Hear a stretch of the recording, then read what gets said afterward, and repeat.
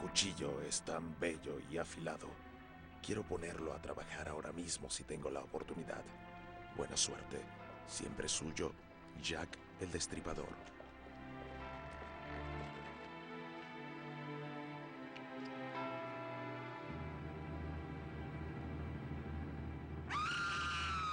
It's a year after Sherlock Holmes first appeared in print.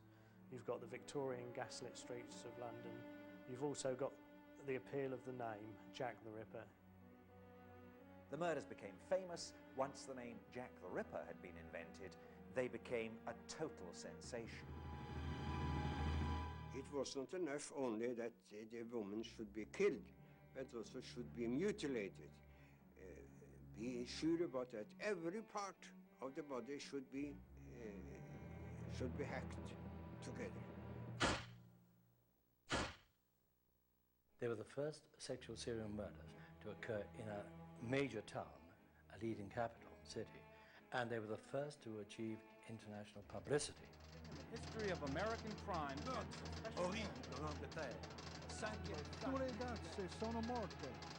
What fascinates people is not the murders themselves, it's the puzzle. Who? Who did it? Why weren't they caught? And it's that puzzle which teases everybody. Jack el Destripador.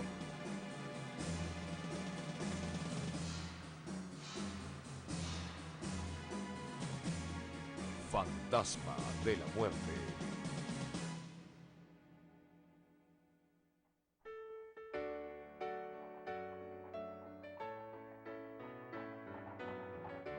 Londres, Inglaterra, West End, ciudad de comercio, cultura y de la alta moda. Una sociedad de caballeros acaudalados, ataviados con sombreros de copa y trajes de cola. Sus esposas son gentiles damas, sus hijos son atendidos por niñeras. La reina Victoria es el poder supremo. Por el contrario, en East End viven 900.000 personas en pobreza crítica, hacinados en casas miserables y familias enteras carecen de hogar.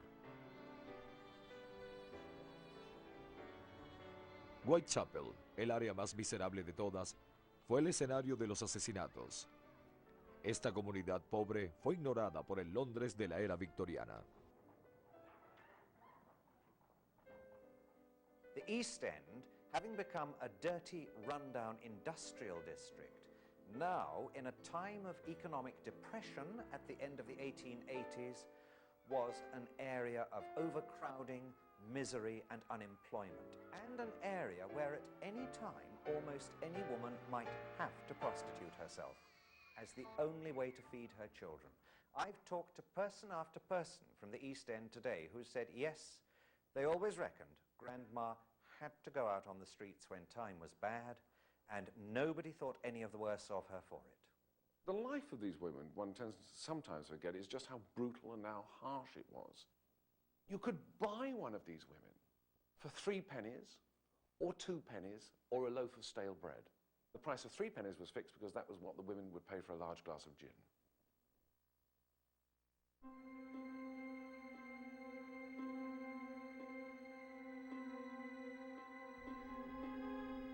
Querido padre, te escribo para decirte que te alegrará saber que ya estoy en mi nueva casa y que todo va bien. Hay mucha gente amable y no tengo mucho que hacer. Espero que estés bien y que el chico haya funcionado. Adiós por ahora. Siempre tuya, Polly. Responde pronto para saber cómo estás. Polly Nichols was murdered on the 31st of August, 1888. And on that particular day, she'd had 3 customers. But she'd spent the money on gin. So when she turned up at the lodging house to get a bed for the night, not only was she drunk, but she didn't have any money for a bed. But she felt pretty confident about getting a 4th customer because she thought she looked particularly attractive. And the reason she thought she looked so attractive was because she was wearing a new hat. I mean, she was drunk, she got 5 front teeth missing, but she was wearing this new hat. And the last words to the lodging house keeper were, "See what a jolly bonnet I'm wearing." August the 31st, 1888 was the first Ripper murder.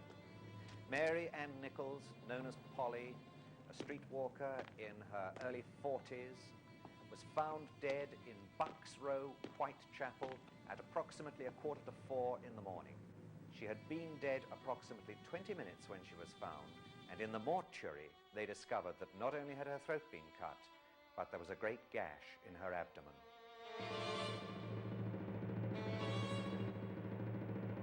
Now, these murders became very famous for a most peculiar reason. The very first elections to the London County Council were taking place, and the radicals, the extreme leftists, thought they had a very good chance of winning the East End.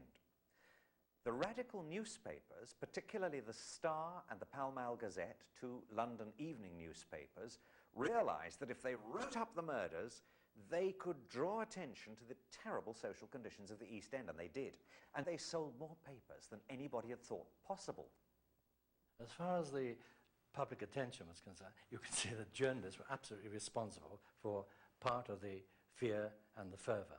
When you look at the papers of the time, you see the lurid front-page illustrations on police news and equally lurid treatment of the subject on the inside. Even the Times fell for it. Even the Times was swept away by Ripper fervour and Ripper fever. A nameless reprobate. Half beast, half man is at large. Deadly, cunning. Insatiable thirst for blood. If you could take my unit and I back to 1888 to the crime scene, I would suggest that we focus in on the first homicide. Generally, the first homicide is the focal point, is the area where the subject feels the most comfortable. And that would be the area where either he is employed or where he resides. I believe the subject would go back to the scene, go back there and kind of hang around there and fantasize and relive the crime. You can have situations where the murderer's standing here, the victim's lying there, the murderer's covered in the victim's blood, he's left his fingerprints and handprints all over the murder scene. There's no way you could combine the two. The scientific knowledge didn't exist for that to happen. So literally, you have got to catch the murderer in the act of murder.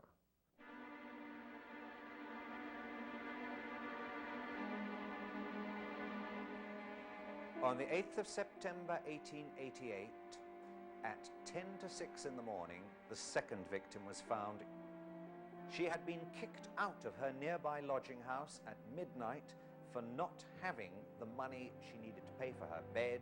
She expected to earn it, but clearly didn't find it, as she was last seen alive at 5:15, negotiating with a client who was probably Jack the Ripper on the pavement outside number 29 Hanbury Street.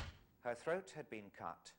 She had been savagely mutilated, disemboweled, and her uterus taken away. If ever the Ripper was going to be caught, it was then. Because they're out in the backyard and a man in the next door house comes down to the yard, obviously to relieve himself, because this is what the yards were used for. And he's standing there and he hears something fall against the fence and a woman's voice say, "No." Now the fence is only 5 foot high. All he's got to do is look over the fence and he would have seen Chapman with her killer, with the Ripper. In these extraordinarily difficult cases where a roaming sexual killer attacks people he doesn't know, so you can't follow up people's associates. If he attacks prostitutes, he's attacking women who automatically go off to dark corners with half a dozen strange men every day. How on earth are you going to find which one is doing the killing? I think by Victorian standards, the investigation into the series of Whitechapel murders was conducted as well as possibly they could manage in those days. They put extra manpower on the streets. They had intensive door-to-door inquiries. All leads were followed up, even ridiculous leads. Las prostitutas lo describen como un hombre de la localidad que las ha estado amenazando. Es bajo y grueso, y tiene el cabello muy negro, y un bigote negro, y el cuello más delgado que haya visto. Lleva una gorra y una especie de delantal de cuero, y mece su cuchillo mientras dice, "Te voy a desgarrar." When the Ripper murders began, the Metropolitan Police, they rapidly announced that although they couldn't name him, they didn't even know his name, their principal suspect was a local poor Polish-Jewish immigrant, nicknamed Leather Apron. Inmediatamente Scotland Yard arresta a John Pizer, el hombre del delantal de cuero, para evitar que la prensa publique artículos incitantes sobre un inmigrante que amenazaba a las mujeres de Londres. No había evidencia que incriminara a Pizer en los asesinatos y fue liberado rápidamente. Pero el incidente acentuó las tensiones étnicas en el East End. The Irish were resented by the native English. The Irish themselves resented the new influx of Jewish immigrants who settled particularly in the parish of Whitechapel, because that was where the ancient two synagogues of London had always been, and they were racing in, fleeing the pogroms of Russia and Bismarck's clearances of Jews in Silesia. Onto that Jewish community is projected the idea that it's a Jew that is the ripper, the murderer, because no Englishman, no East Ender, would actually have committed such a crime. So the Jews are already becoming, the immigrant Jew is becoming the scapegoat and the suspect for the Ripper murders. La policía vuelve sus sospechas hacia los médicos que realizaban amputaciones y cirugía. Quizá el asesino que extraía los órganos a sus víctimas era un médico. It is apparently an amputation knife, a late 19th century amputation knife. And certainly it's the sort of weapon which could have done the murders. A number of medical students whose brains had been unhinged were being sought after. And in fact, there was a time when to be a doctor and to carry a bag around made you an enormously suspicious person. The idea that the Ripper was a doctor came from one and one only of the medics who examined the bodies. Dr. Baxter Phillips, after examining Annie Chapman's body, said this was the work of an expert. El abdomen había sido totalmente abierto. Los intestinos, despojados de sus ligamentos mesentéricos, fueron sacados del cuerpo y colocados sobre los hombros de la víctima, mientras que la pelvis, el útero y sus apéndices habían sido totalmente extirpados. Obviamente, era el trabajo de un experto o de alguien con suficientes conocimientos de anatomía como para desprender los órganos pélvicos con un solo corte.